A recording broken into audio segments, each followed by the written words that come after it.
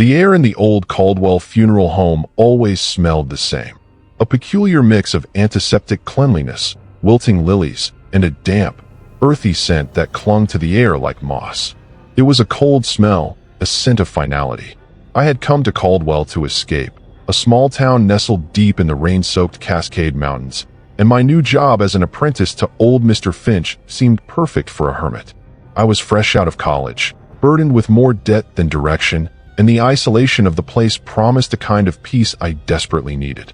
Mr. Finch was a man carved from granite and silence. His movements were slow and deliberate, his gaze as steady and unblinking as a hawk's. He rarely spoke, and when he did, his words were as sparse as the furniture in the funeral home's sitting rooms.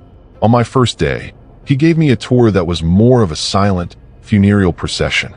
He showed me the embalming room, the office filled with ledgers dating back to the 1920s, and the 3 viewing rooms, each one a duplicate of the last, mahogany coffins, velvet drapes, and a single, mournful flower arrangement.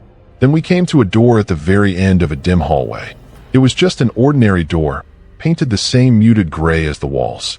There was no plaque, no sign, just a solid, unadorned surface. Mr. Finch paused before it and looked at me with a rare intensity. "This," he said, his voice a low, gravelly rumble, "is the vigil room. You will never, under any circumstances, go in there after sundown." He didn't explain why. He didn't have to.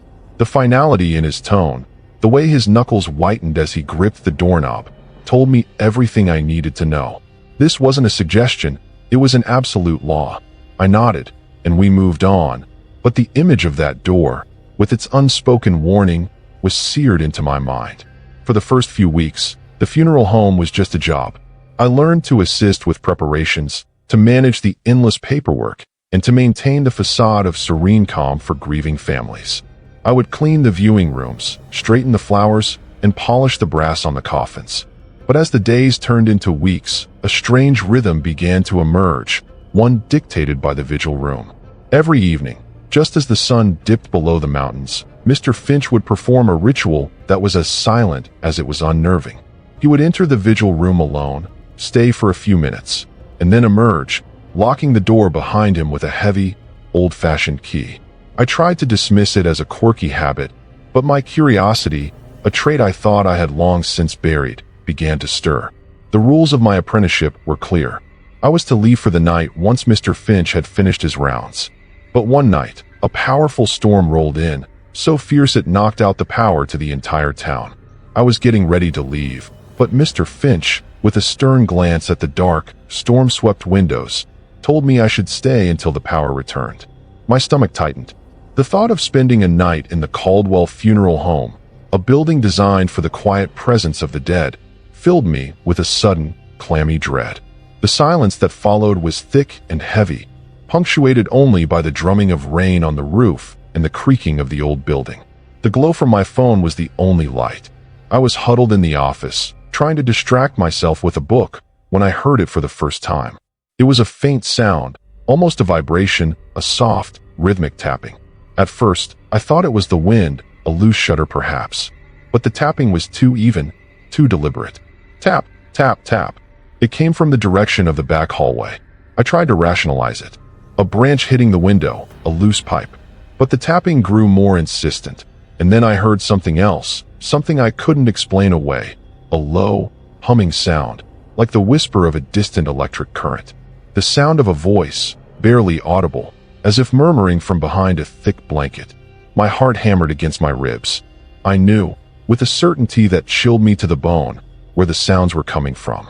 The vigil room. The tapping stopped. The humming faded. The silence returned, more terrifying than the sounds had been. I sat there, frozen, for what felt like an eternity. The storm raged outside, and inside, the oppressive quiet was a living thing. Then, a new sound cut through the silence. Not a tap, but a scrape, a soft shuffling, as if something was being dragged across a wooden floor. The sounds were coming from the inside of the room. Mr. Finch had locked the door from the outside, but whatever was making the noise was already in there. Fear, cold and sharp, flooded my veins. My rational mind screamed at me to stay put, to wait for morning. But another part of me, a morbid, reckless part, needed to know. What was in that room? What did Mr. Finch do every night? I crept down the dark hallway, my phone's flashlight a feeble spear against the encroaching shadows. The closer I got, the more I could hear the scraping.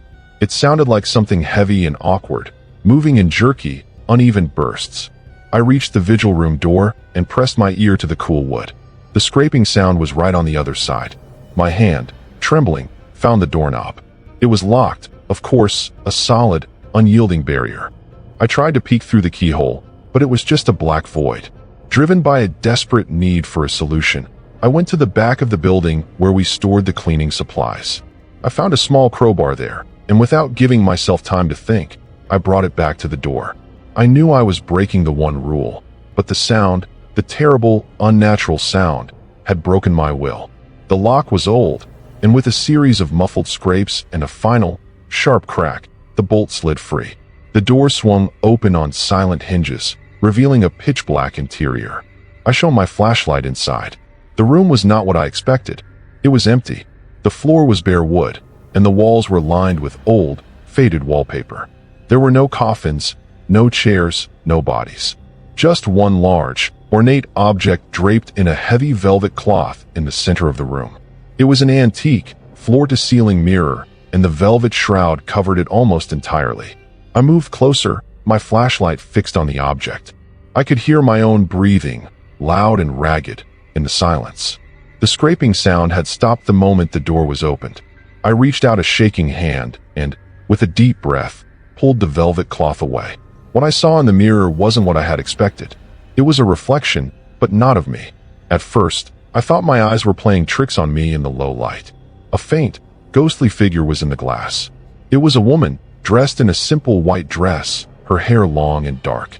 She stood in a stark, unadorned space, her back to me, but I could see her face in the mirror as clear as day. Her eyes, wide and hollow, were fixed on something just out of my sight. She was a woman I recognized. She had been in the first viewing room just yesterday, a tragic accident victim whose family had left her for a final viewing. Her body was supposed to be in the cold room, prepared for the burial. But she wasn't. She was here, in the mirror. As I stared, the scene in the glass changed. A tremor ran through the image, and a single, pale hand reached out from the side, a hand that was not hers, and placed itself gently on her shoulder. The woman in the glass turned slowly, her expression one of utter terror. Her mouth opened in a silent scream. A new sound filled the room, a bone-deep scraping noise. It was coming from the mirror. I looked closer and saw faint, parallel lines carved into the glass from the inside, as if something was trying to claw its way out. Then, the woman's eyes, full of a hopeless despair, flickered, and she looked directly at me. Her lips moved, forming a single, silent word. Help! A blood-curdling shriek from inside the mirror was followed by a flash of light. A powerful wind seemed to rush out of the mirror, extinguishing my flashlight. I stumbled back, my mind reeling. The mirror was no reflection. It was a window, a portal. The woman wasn't in the room. She was trapped inside the mirror. The scraping and tapping I had heard were her desperate attempts to get out. The thought, the terrible realization, was too much to bear. I scrambled for the door, my heart pounding so hard I thought it would burst. I was halfway down the hallway, fumbling with my phone to turn the light back on, when the power flickered and returned. The funeral home was instantly bathed in a sterile, yellow glow. And there, standing at the end of the hall, silhouetted against the light, was Mr. Finch. He was watching me, his face impassive, his eyes dark pools of judgment. He didn't ask what I had done or why I was there. He just shook his head slowly, a deep, weary sigh escaping his lips. I told you not to go in there after sundown, he said, and his voice was not angry, but filled with a sorrow so profound it felt like a physical weight. I told you what would happen. What is it? I stammered, my voice barely a whisper. What is that room? It's a place for the lost, he said, his eyes still fixed on me. Some souls, they don't want to go. They're afraid. This place, it holds them, gives them a place to rest until they're ready to move on. But that one, she's not resting. She's been fighting it since the moment she came in. Your curiosity has weakened the hold. Now she'll be even harder to contain. I didn't stay long enough for morning to arrive. I gathered my things, leaving the key to the vigil room on Mr. Finch's desk. I never saw him again, and I never went back to Caldwell. but I still have nightmares. Not of the funeral home or the old man, but of the woman in the mirror, her eyes pleading, her silent scream echoing in my mind. And sometimes, when I'm alone in a room with a large mirror, I find myself looking at my reflection a little too closely, just to make sure that the face staring back is truly my own. I hope this draft gives you a good starting point. This version is appropriate for a mature audience, so let me know if you would like me to adjust the tone or content. I can also help you flesh out specific details, add more dialogue, or even explore a different direction for the ending. I'm here to help you get this story to where you want it to be. My new job was as much an act of preservation as it was an act of penance. I was a cataloger for the private archives of the late Elias Thorne, a reclusive antiquarian whose life was a series of meticulously documented obsessions. The Thorne house was a sprawling Victorian mansion, its rooms thick with the scent of aged paper, leather, and something else, a faint, musty cold that seemed to emanate from the very walls. I had taken the position to escape the city, to lose myself in the quiet tedium of forgotten histories. It was meant to be a simple, soul-numbing task, a way to pass the time until I figured out what I was doing with my life. The archive was a labyrinth of shelves, some of them stretching to the vaulted ceiling. They were filled with journals, letters, maps, and artifacts from 1,000 different lives. Mr. Thornswell had stipulated that his collection be meticulously organized and digitized before being donated to a major university. This was my task, and it was a monumental one. My supervisor, a taciturn man named Alastair Vance, was Mr. Thorne's longtime assistant. He was a man with the weary eyes of someone who had seen too much, and he moved with the silent economy of a shadow. On my first day, Alastair showed me the main reading room, the digitization lab, and the rows of climate-controlled shelving. He spoke in hushed tones, as if afraid to disturb the sleeping memories around us. He was a stickler for rules, and there were many. No food or drink, no flash photography, no removing items without logging them. The most significant rule, however, was one he imparted with a gravitas that made my blood run cold. He led me to a small, isolated section of the basement archive, a space walled off with thick brick. The only entrance was a heavy, iron-bound door, secured with a rusted padlock. "This," he said, his voice dropping to a near whisper, "is the Thorne collection. You will never, under any circumstances, attempt to access this room." "What's in there?" I asked, my voice echoing a little too loudly in the subterranean silence. Alastair looked at me, his face etched with a mix of warning and sorrow. "It is not for us to know," he said.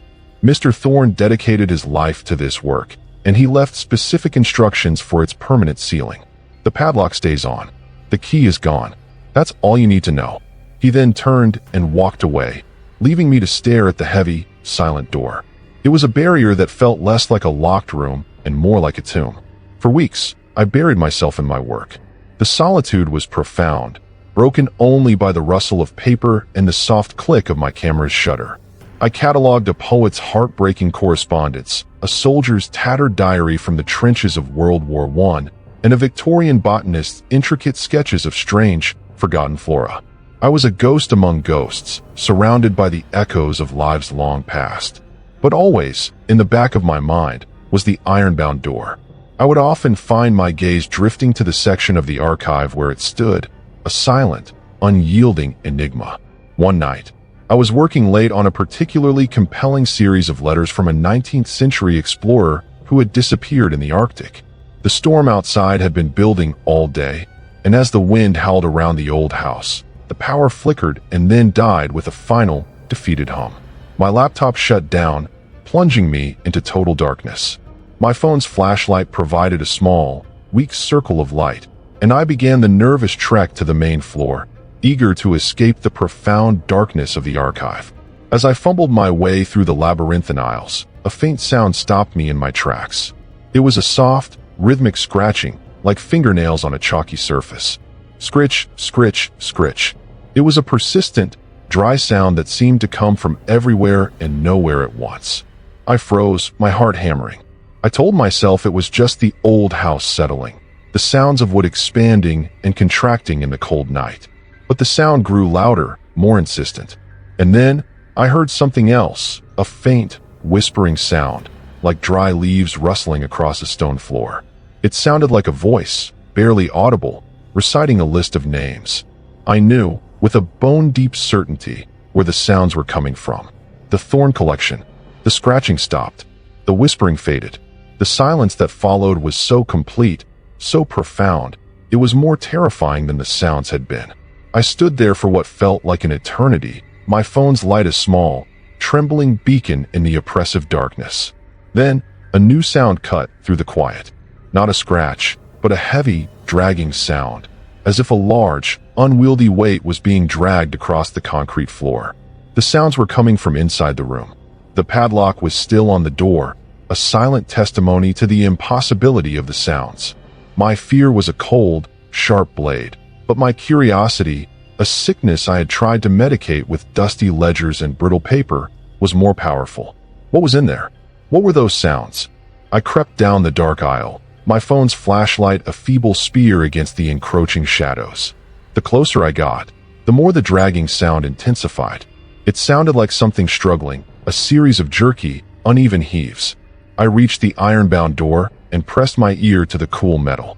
The dragging sound was right on the other side. My hand, trembling, found the cold padlock.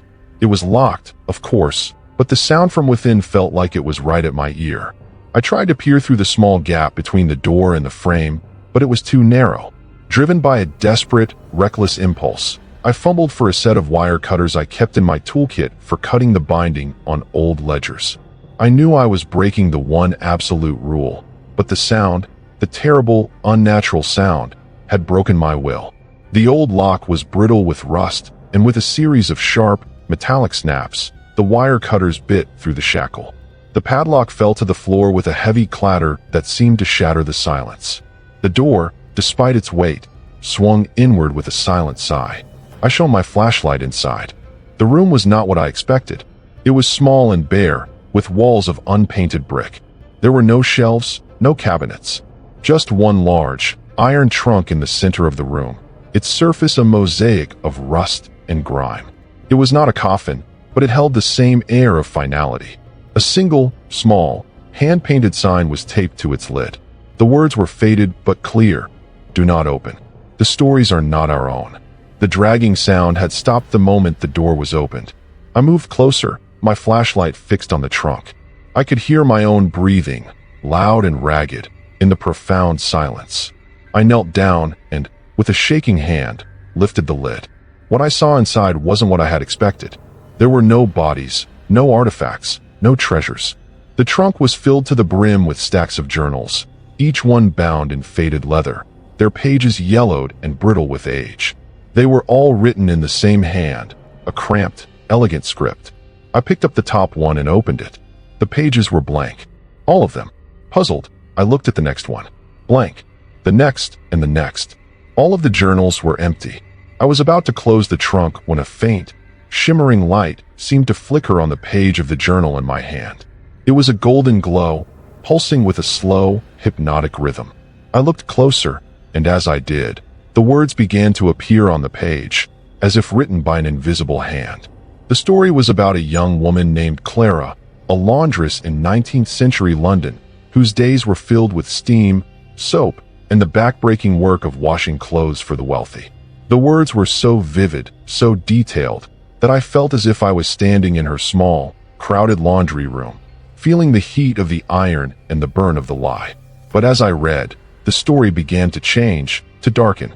It described a series of strange, small tragedies, the loss of a child, a sudden, debilitating illness. And then, the words began to twist into a single, terrible phrase. I will not go. I will not be forgotten. I will not go. A shiver ran down my spine. The words were not just a story. They were a protest, a plea.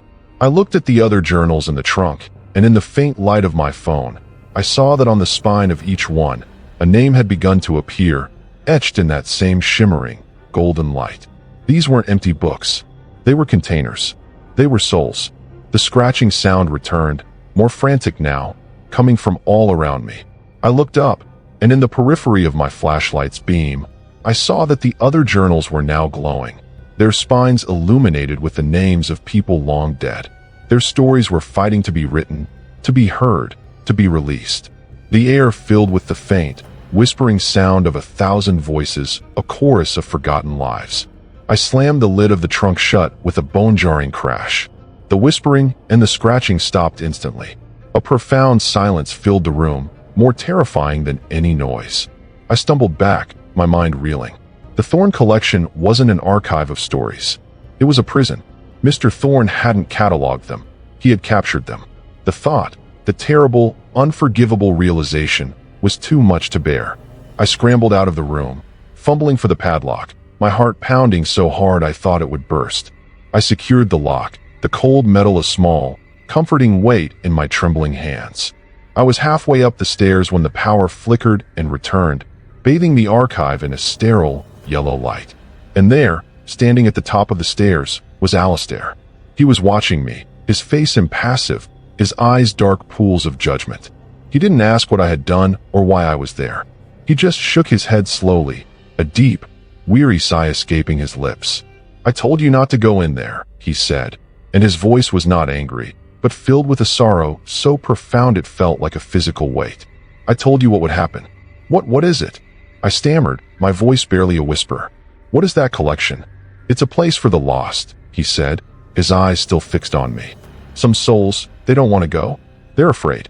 This place, it holds them, gives them a place to rest until they're ready to move on. But your curiosity has awakened them. They'll be harder to contain now." I didn't stay long enough for morning to arrive. I gathered my things, leaving the wire cutters on Alistair's desk. I never saw him again, and I never went back to the Thorne house. But I still have nightmares. Not of the archive or the old man, but of the faint, shimmering light of 1,000 forgotten names, their stories waiting to be told. And sometimes, when I'm alone in a room, I find myself listening for the faint, dry sound of something scratching, just to make sure I'm still alone. The job was a godsend. After months of unemployment and a string of bad luck that seemed to follow me like a shadow, the position of night watchman at the Oakhaven Museum of Forgotten Technology felt like a lifeline. Oakhaven wasn't a public institution.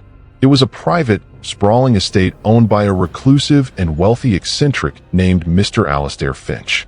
The museum itself was a monument to his singular fascination with bizarre, obsolete contraptions, machines that had no purpose, inventions that had no function. It was a collection of beautiful failures.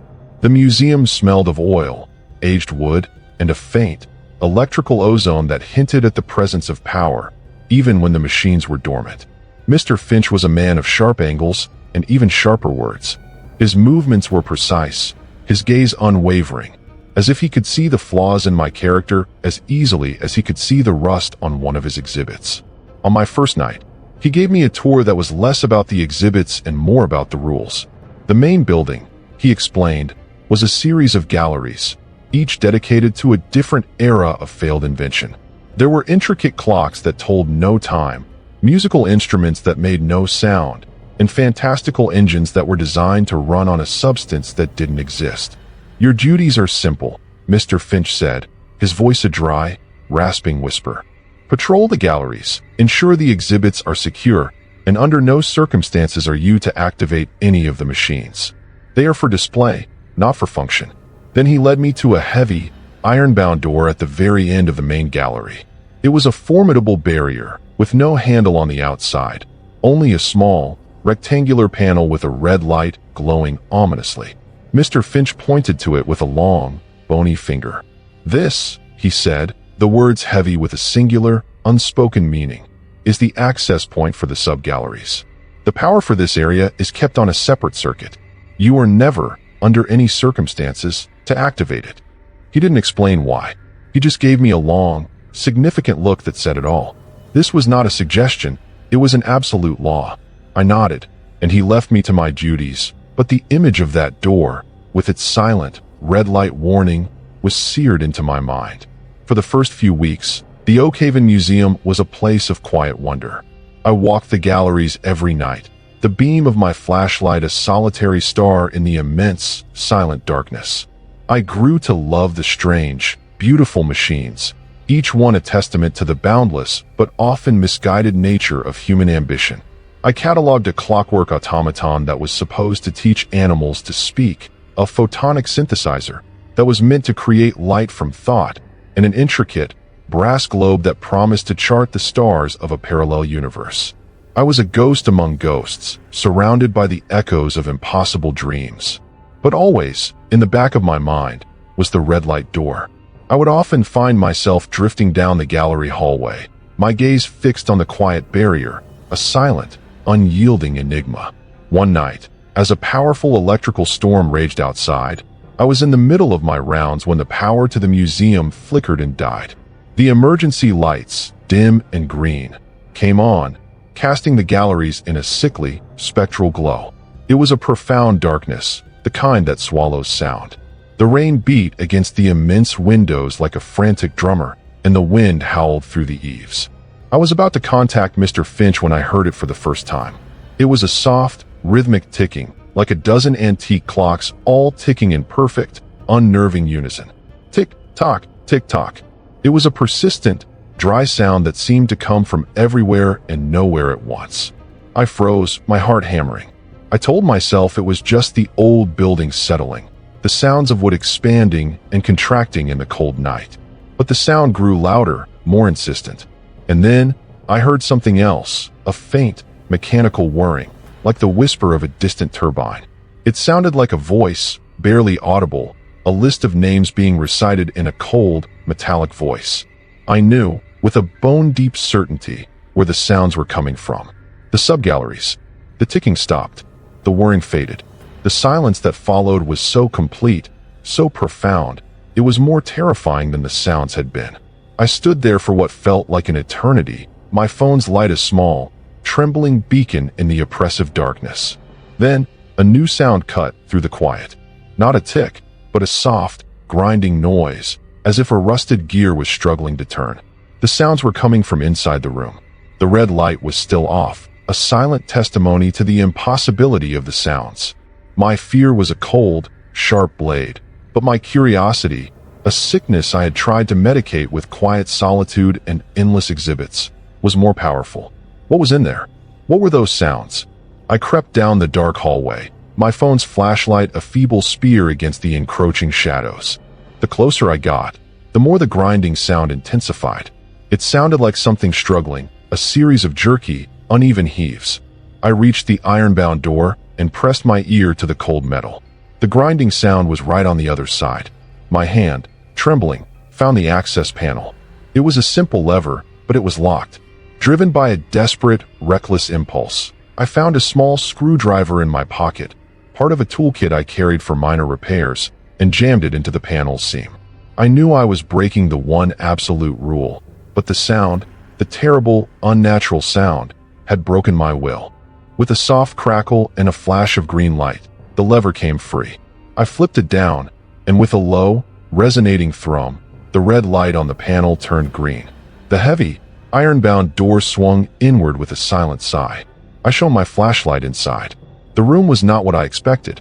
It was a vast, subterranean space with walls of unpainted concrete. It was filled, from floor to ceiling, with more machines, but these were different. They weren't beautiful. They were raw, skeletal, and monstrous, a mess of tangled wires, exposed gears, and humming coils. Each one was connected by a network of glowing, green tubes. They were all active now, pulsing with a faint, malevolent light. The grinding sound had stopped the moment the door was opened. I moved closer, my flashlight fixed on the nearest machine. I could hear my own breathing, loud and ragged, in the profound silence. I reached out a shaking hand and, with a deep breath, touched the cool metal of a small, brass-plated orb. What I saw wasn't what I had expected. There were no ghosts, no phantoms. But as I touched the orb, a torrent of sensation, of emotion, flooded my mind. It was a sudden, heart-wrenching pang of loss, so profound it brought me to my knees. It was the feeling of a parent holding a sick child, of a soldier watching his best friend die, of a lover receiving news of their partner's death. The emotions were not my own. They were memories, captured and contained. These weren't forgotten technologies. They were prisons for sorrow, for grief, for regret. They were machines that fed on the memories of others. A blood-curdling shriek from somewhere in the darkness of the basement was followed by a flash of light. A powerful wind seemed to rush out of the machines, extinguishing my flashlight. I stumbled back, my mind reeling. The machines weren't just storing memories, they were replaying them. The ticking was a heartbeat, the whirring a silent scream, the dragging a person's final, desperate attempt to hold on. I scrambled for the door, my heart pounding so hard I thought it would burst. I was halfway up the stairs when the power flickered and returned, bathing the gallery in a sterile, yellow glow. And there, standing at the top of the stairs, was Mr. Finch. He was watching me, his face impassive, his eyes dark pools of judgment. He didn't ask what I had done or why I was there. He just shook his head slowly, a deep, weary sigh escaping his lips. "I told you not to go in there," he said, and his voice was not angry, but filled with a sorrow so profound it felt like a physical weight. "I told you what would happen." What is it?" I stammered, my voice barely a whisper. "What are those machines?" "They're a place for the lost," he said, his eyes still fixed on me. "Some memories, they don't want to go. They're too painful. This place, it holds them. It contains them. But your curiosity has awakened them. They'll be harder to contain now." I didn't stay long enough for morning to arrive. I gathered my things, leaving the screwdriver on Mr. Finch's desk. I never saw him again, and I never went back to the Oakhaven Museum. But I still have nightmares. Not of the machines or the old man, but of the sudden, heart-wrenching pang of a stranger's grief, a memory that is not my own, echoing in my mind. And sometimes, when I'm alone in a room, I find myself listening for the faint, dry sound of something ticking, just to make sure I'm still myself. And so we're left to wonder what secrets lie behind the doors we are told to never open. A forgotten soul, a captured memory, an endless collection. In each story, a quiet rule was broken, and in each break, something was awakened. Perhaps the most terrifying part isn't what's on the other side of the locked door, but what happens to us once we've finally had a peek. The darkness we find doesn't just stay behind the door, it follows us out.